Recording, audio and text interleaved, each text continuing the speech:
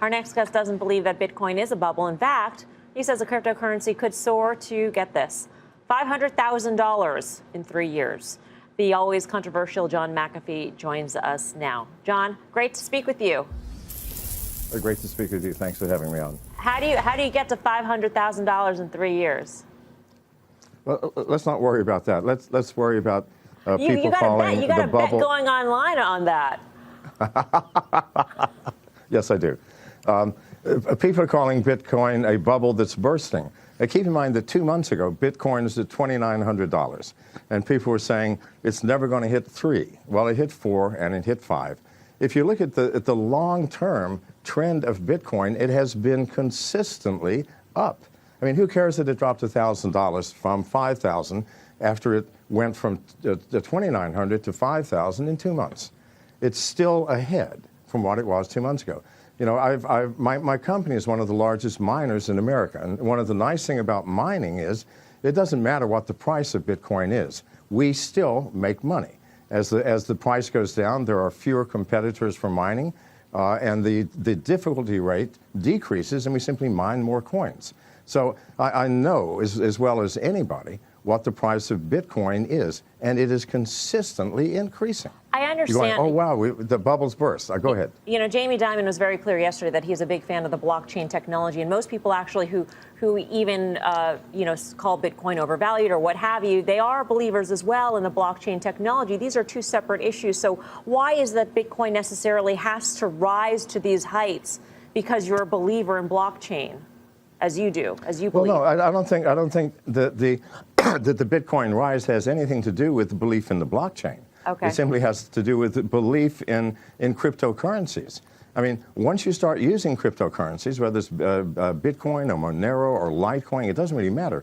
You see the facility, you see the ease of use, you see that without a central bank control, the value of that currency depends upon the users of that currency. And why is Bitcoin growing so fast? Because it's getting more users. More people are believing. If I do a transaction with a credit card, I have to put in my name, my address, my credit card number, the code on the back, my billing address. Well, that takes 5 or 10 minutes, especially for someone my age. But with Bitcoin, it's 15 seconds. Give me your wallet address, here's the amount, done. Once you see the facility of cryptocurrencies, once you see how fast they are transacted, then suddenly fiat currencies, credit cards, central banks make no sense whatsoever. Maybe it's too easy, though, John. I mean, how do you... I'm sure the government would like to track where this Bitcoin is going, and they would love to tax people on this. And so if you use Bitcoin, you may not have that sort of paper trail, so to speak, as to where people are making revenues or earning money. So are you concerned that government intervention in some way could actually slow this down? Well, it can slow it down, but there will be government intervention. Why? Because as people start using more and more cryptocurrencies, things like Monero, which cannot be tracked at all, when they start using these things, suddenly governments are going to start losing income tax revenues. And they're going to panic, and they're going to say, this is against the law. But how do you stop something that cannot be stopped? I mean, this is not something unique to America where you can just shut it down. I mean, I can use the Tor browser or the Onion browser and access Bitcoin wallets all over the world, and no one will ever know. The government does not have enough enforcement personnel to ever stop Bitcoin, Monero, Litecoin, and all of the others. So they're going to have to face reality, find some other way to raise revenues. This is a fact. So, John, I got to ask you, because most people know you as a cybersecurity pioneer. They know the firm that is named after you.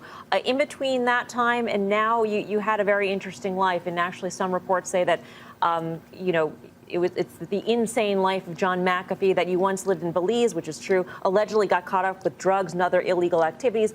Bitcoin has a bad rap of being used in the underground. That's why people want to use it, because they want to conceal nefarious activity. Do you see that potential? Are you concerned about that as attracting government regulation? No, not at all. I mean, I'm still a security specialist, and I keep track of the dark web. Bitcoin is very seldom used anymore on the dark web. It has been replaced by Monero as the currency of choice, because Monero is absolutely anonymous, cannot be tracked, either sender or receiver of any transaction. They're literally invisible. So it's not Bitcoin itself, but cryptocurrencies as a general group of things that are being used on the dark web. And that will always be the case. Bitcoin used to be the one because that was the only one available, but not anymore. So Bitcoin is sort of out of the dark web and into the light. And 99.99% of its use is legitimate. So, you know, John, I don't know if you know about this, but, you know, Jamie Dimon watches the show pretty frequently. He's probably listening to you right now. I mean, do you have any words for him as to why he's got it wrong? I mean, would you want to place that same bet that you made on the internet with Jamie Dimon, for instance? No, I would like to say this, Mr. Dimon. I respect you, sir, for your position. You know, people who rise to your position are not idiots. However, sir, what is, you called Bitcoin a fraud. I'm a Bitcoin miner. We create the Bitcoins. It costs over $1,000 per coin to create a Bitcoin. What does it cost to create a US dollar? Which one is the fraud?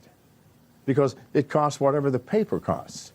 But it costs me and other miners over $1,000 per coin. It's called proof of work. We have put massive amounts of computing power and electricity in creating these coins.